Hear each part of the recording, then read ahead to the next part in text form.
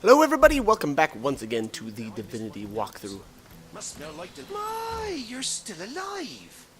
Way to beat the odds, Wanderer.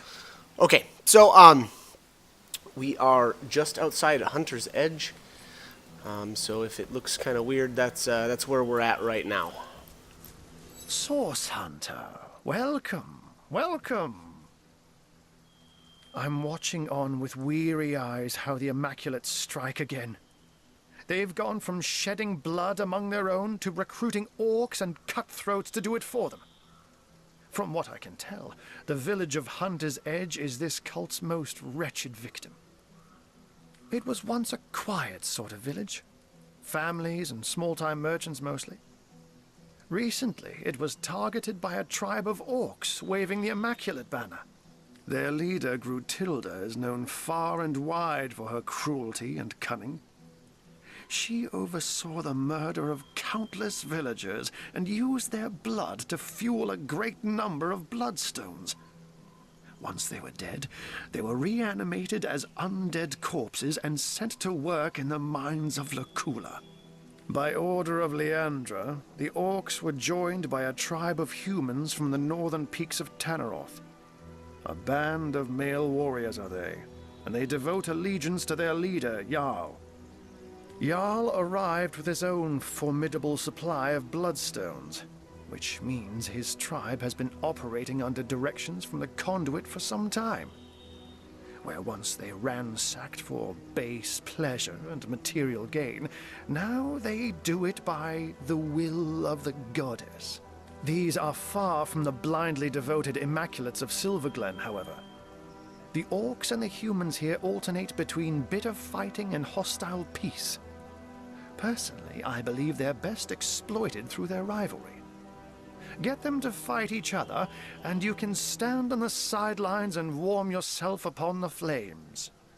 He has a residence at the far end of town. Though I have my doubts he's having people over for tea now that the Immaculates have landed. There's still meat on those bones. Must have been... Know that Zandalor is wily, so beware. If a wizard doesn't want you in his home, you'll know it. Pity the intruder that heedlessly tries to waltz his way into that dwelling. Nevertheless, his house is the very place you'll want to search. The accumulated knowledge stored there is quite phenomenal, and beyond a doubt, one of Leandra's most urgent pursuits. Okay, so I've already actually been inside Hunter's Edge, so if this is your first trip here, obviously you go through Lacula Forest to the eastern side, and then the guys at the gate here will either ask you for, an Immaculate amulet, or you can just use the paper, rock, scissors game to get inside. Gorag doesn't look so fearsome without his second horn. And to think, it was a human who managed to snap it clean off. Okay, so that rat's got a little clue about one of the orcs here. They say humans and orcs don't get along, but I've seen a pair as thick as a troll's toe hair. They're keeping the peace for now. Chief's orders. That or the tusks. So here's Gorag. He is kind of pivotal to the overall story arc here in Hunter's Edge, where he's a major part of it. So if it's not obvious, there's humans and orcs working together. It's a very, very loose agreement, I would almost say. Definitely some animosity between the two groups. Moment's peace with these filthy vermin buzzing in me. Oh, brother, I've crossed me pests. 'Tweren't a tiny winged bloodsucker whining at me, but a tiny-footed one. Brother, I think the human's asking me a question. Think I ought to tell the tiny pest who I am? Or ought I tell her I lost his horn in a scuffle with another ickle human? Maybe it was this one's brother. That pesky bugger might have got me on, but I've got something too. His wee head. So yeah, overall, Gorag seems like he's pretty rough around the edges.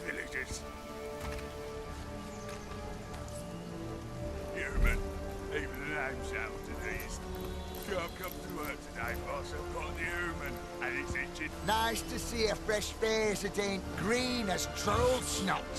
Let's make yourself known to Jarl if you haven't yet. Okay. Other than that, so Gorag there is the only real, I don't know, interesting person. A lot of the orcs and humans here in town don't really, I don't know, say much and have much to do with the plot. But here in this building, oh, we got what's back here? Nope, nothing. I thought there was a chest back there for some reason. Not the case. Right, so this is Glenn's house. Well. Thought you could get away with it, did ya? Don't look so confused, Pinky. The armory key. Hand it over. Painting my toenails pale lilac, of course. What does it look like, you ape? I'm hunting for a missing key. I'm the All-Mother's right hand. If there's something she needs done by someone she knows can do it, I'm the one she calls. This little key ordeal, don't change that. Don's probably lost Small metal fits in a keyhole. Help us look or shove off, will ya? I've got to find the key before the old mother finds out it's missing, or she'll carve a spear at me right tusk. Armory is missing.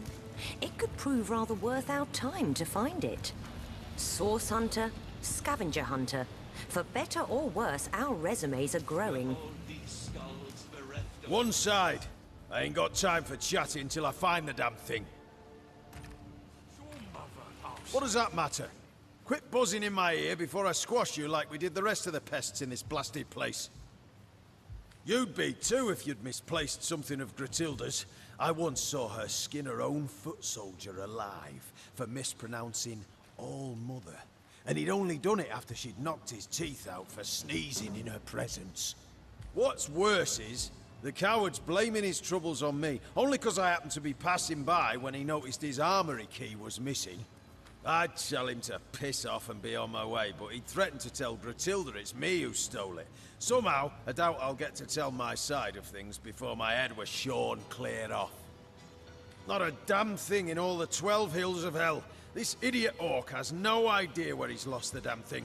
So he's taken to blaming me, a passerby. It's just like an orc to save his own skin by flaying someone else. Okay, so here's a pretty good example of the mistrust between the orcs here and the humans. Like one of these orcs lost the key to the armory, I think it is, and he's blaming it on one of the humans. And he either knows that he's innocent or he doesn't. But in the case that in the case that he knows that the guy is innocent, well then he's just using him to try to find the key. Either way, it's kind of funny, but, oh, what did I get there? There was a book on poisons, I think, there on the ground. That's kind of useful, I think, for one of the potential outcomes, I guess, of one of the side quests in here. And then this is Glenn's house, the cellar, and we'll be back here later on, I believe, if I remember correctly.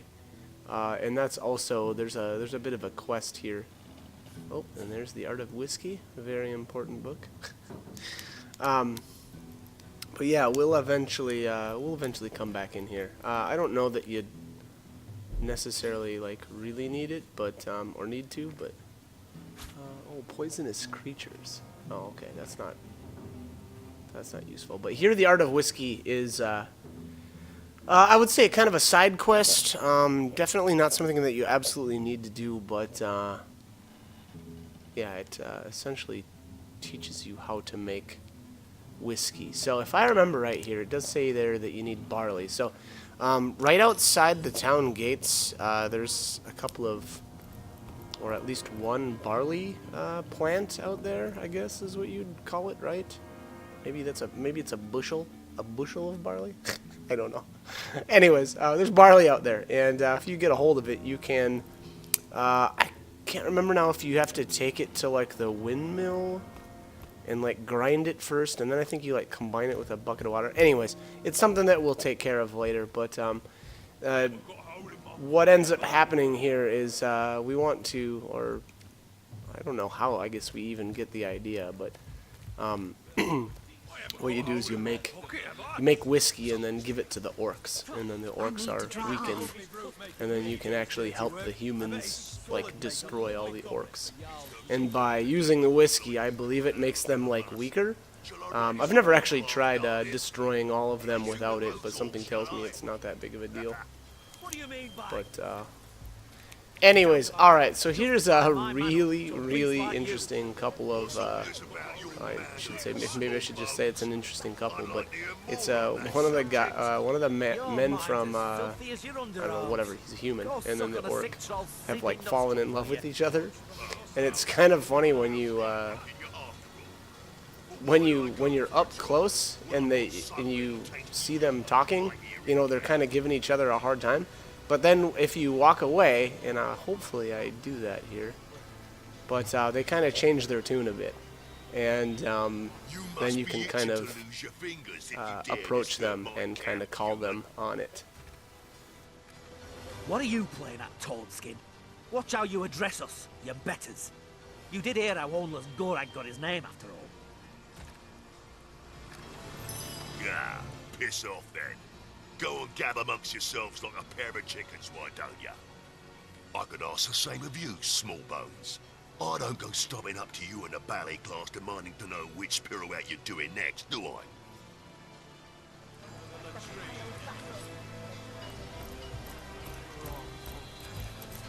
I could do with a cold drink. It's all mother, I'll say. The humans the one talking.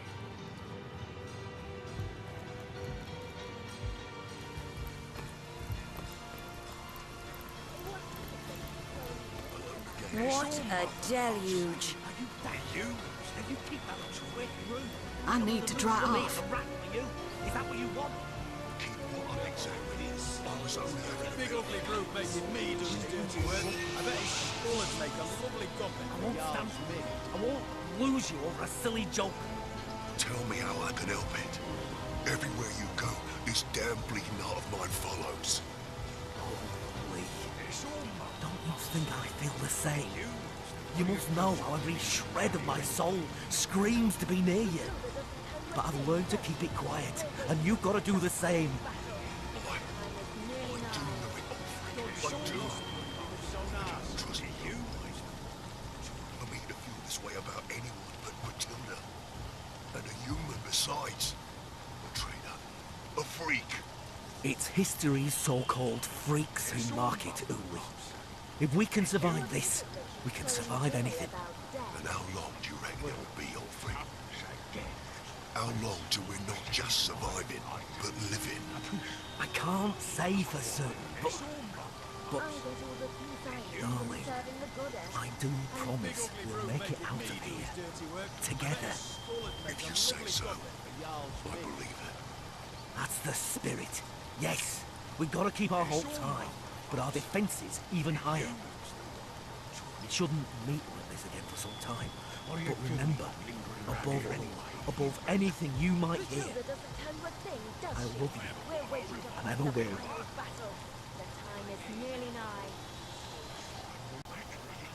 Okay.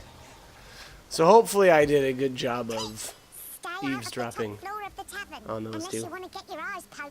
But you can kind of decide, you know, to do whatever you want with those two. I think I'm going to approach them and bring it up. Sneaking around, you snake. Where'd you say you come from again? And how do we know you ain't a spy? What? That's disgusting. A tiny pink-fleshed human and an orc like myself. Why, I've got eyes for the great Gratilda alone. Uli, we can't hide forever. Hide what? You think this stranger knows anything about the two of us, old freak? I tell you now, that twerp don't know a thing. Enough, Uli. Enough. Surely this stranger has no reason to put us in harm's way. We're all sworn immaculates here, are we not? There are certain secrets that that perhaps we, beneath the goddess's eye, may share in good faith. Well, first thing you have to understand, we Orcs aren't made to love it all. Nah, we're born devoted to our queen, and to her we turn all our attentions. To seek fulfillment outside the queen's graces, well, it's a treason committed only once in a red moon among we Orcs. And the penalties, a terrible death. When we first took the village, I couldn't tell Orfreg apart from the rest of the pink little ants scurrying about. A human was a human, as far as I was concerned. As for me, Ulor stood out right away. The curve of his horns, his regal bearing. It was fascinating. I'd never seen an orc as anything but an enemy, but suddenly I couldn't keep my eyes off this great green brute. I suppose my staring was rather conspicuous. You suppose? Oh, I thought you were aiming to slit my throat the way you were watching me. I couldn't help myself. It was almost supernatural. But when Ulor marched over to me, club in hand, to address my strange behaviour, something happened. Love at first sight, if you can believe it. I came over aiming for a fight, but all I found in Ulfric's eyes was, well, whatever it was, it hasn't left me since. Please, if you've any mind for sparing two fellows a terrible fate, you'll swear to keep our secret to yourself. We've committed no sin greater than experiencing a love as sweet and pure as any. But if we were discovered, it would mean certain death for us both.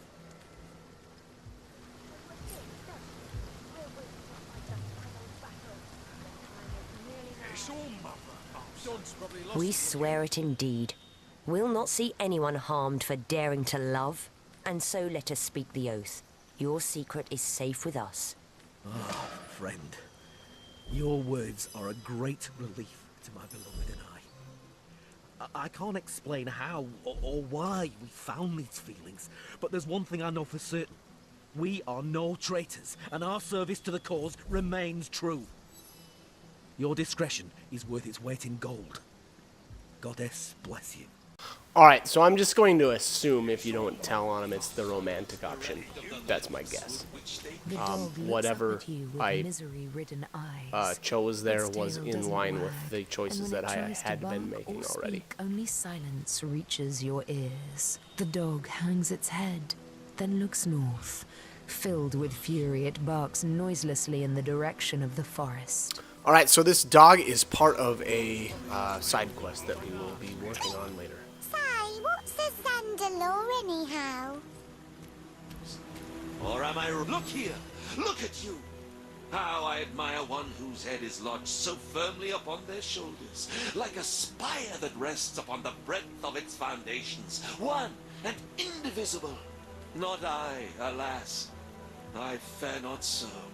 For I may replace my battered cranium as jauntily as a wizard may his hat.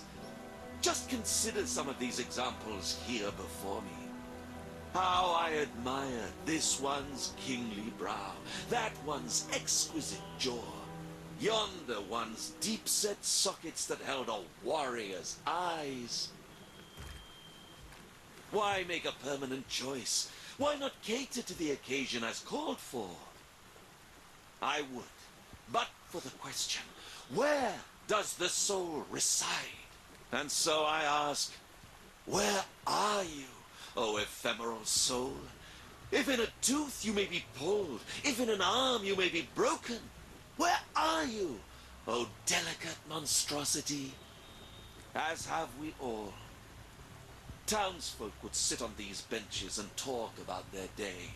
Children would sprinkle water at one another and snigger.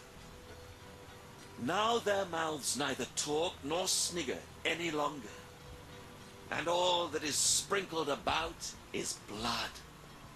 Days pass me by no longer, only the dreams of what was, but can never be again. Surely you jest when you question this question's importance. Say I opt for that there fair-featured sovereign of a skull. What happens if another soul lies therein sequestered? If I play the part of the aforementioned wizard, and swap its rugged lineaments for the feeble ones that are my own, who shall I become? Yes. Who is I, then? Were I sure that the soul houses within the chest, within one's little toe, for all I care, I would fret not so. But the certainty I long for remains as impossible to find as one specific raindrop in the rain. You, oh, I beg of you, have you not the answer?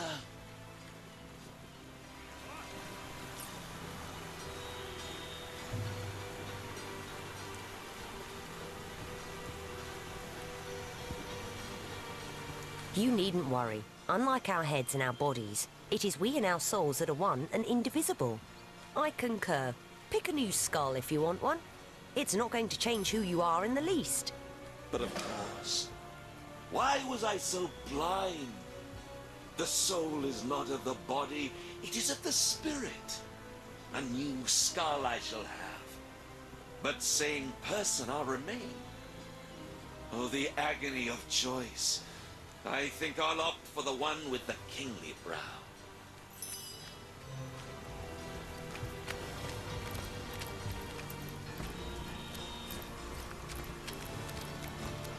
What? Where in the blazes? The last I knew was an orc coming at me with an axe. What's this then? Who in the hells are you? And where am I? These aren't my bones.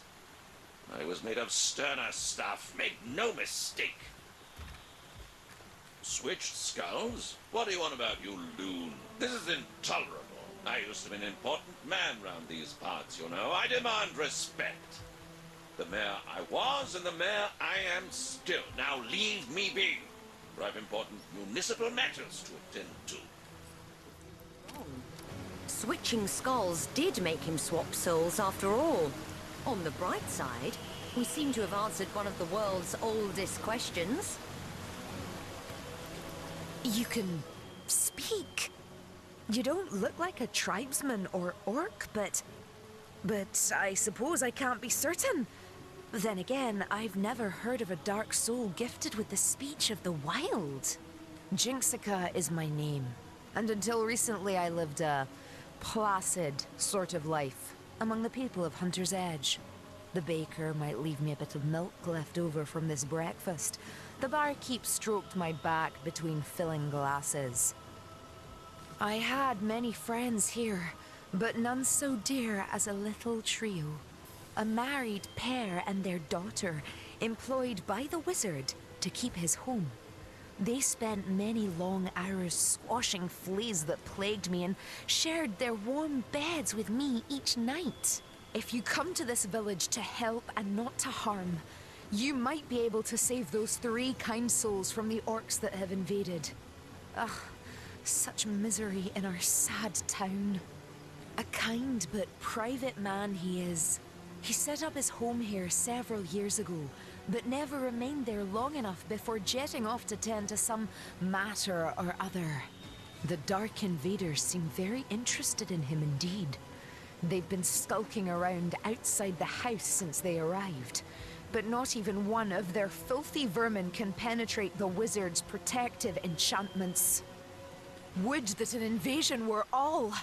They destroyed every crumb of life they could find and sent their filthy rats to seek out those who evaded them. Each life they took infused their strange stones with power. Their queen glowed with delight as a parade of victims were slain before her. It was as though she was taking in a beautiful song. The human tribe came shortly after. They had their own supply of the glowing stones, and the orc queen took no easy liking to them. Still, it seems they are working towards some similar goal. They haven't destroyed one another. Yet. They've survived this carnage so far by concealing themselves most cleverly. I've done my best to guard their hiding place from the slime-bellied rats attempting to sniff them out. But I fear my efforts aren't enough. Until the village has been rid of vermin, Those 3 sweet souls may be found at any time. Savages by savages employed. The Orcs have one among them. The rat catcher, they call him, who claims to have trained rats to do his bidding. They've swarmed the place in search of hidden villagers, and unless every last one of them is split from tail to snout, they're sure to find my friends. But you're not like the brutes inside those walls. No, you approached me with hand, not boot, outstretched. Perhaps you could help me. With these rats running about, it's only a matter of time before my friends are caught. They must be squashed, every last one of them. I've done my best so far, but there are simply too many for one set of claws to handle. With your help, though, with your help, it could be done. The rats gone, my friends safe. Okay, so the mayor there has a minor quest there where you can tell him to either keep the head that he's got or go ahead and pick a new one. Just watch what trait you get when you make those decisions. Obviously, I told him to go ahead, pick whatever head that he wants. I'm going to take a stab and say that's a spiritual question or option, although I'm not 100% sure. And then one other thing here is... So Jinxica wants us to kill, what did she say, like kill all the rats in towns or something like that, but I don't know that we actually need to do that. But when you do fight the rats, obviously this triggers a battle, although I don't know that I actually ended up, yeah, it's not looking like I'm going to end up fighting this actually out, but I'm going to pick probably a different area to trigger this in, because I don't want to just kill all these random, well, I guess that was just a dog, okay, whatever, but I'm going to end up resetting my game here, and we'll pick it back up, yeah, with the next video. So as always, hope the guide was helpful, hope you join for more videos, thanks for watching.